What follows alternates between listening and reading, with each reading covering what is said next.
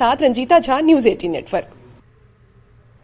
और आइए अब सुनते हैं दिफाई उमूर के माहिर गुरमीत सिंह का इस पूरे मामले पर क्या कुछ कहना है। छत्तीसगढ़ के इलाके के अंदर में सुकमा और बीजापुर डिस्ट्रिक्ट के बॉर्डर के इलाके में जहां फॉरेस्ट इलाका है, वहां पर 3 घंटे से ज्यादा एक्सचेंज ऑफ फायर हुआ।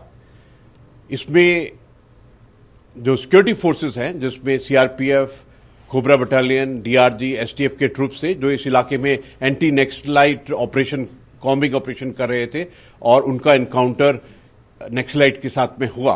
ये एक बड़ा एनकाउंटर है। इनपुट्स के मुताबिक नक्सलाइट के 250 नक्सलाइट थे और सिक्योरिटी फोर्सेस के 400 अपना ऑपरेशन कर रहे थे।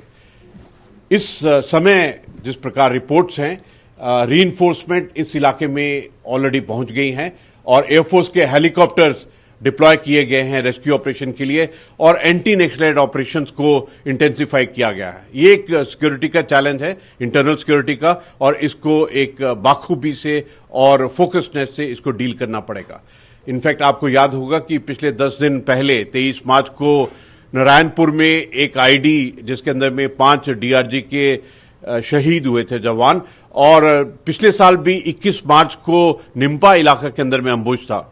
छत्तीसगढ़ के 27 डिस्ट्रिक्ट में से 14 डिस्ट्रिक्ट में एलडब्ल्यूई का इफेक्ट है, और इसलिए जरूरी है कि हम अपनी सिक्योरिटी ग्रिड इस इलाके पे और भी पुख्ता करें ताकि इस प्रकार के इंसिडेंट ना हो। फौज के आला अफसरान ने भी इस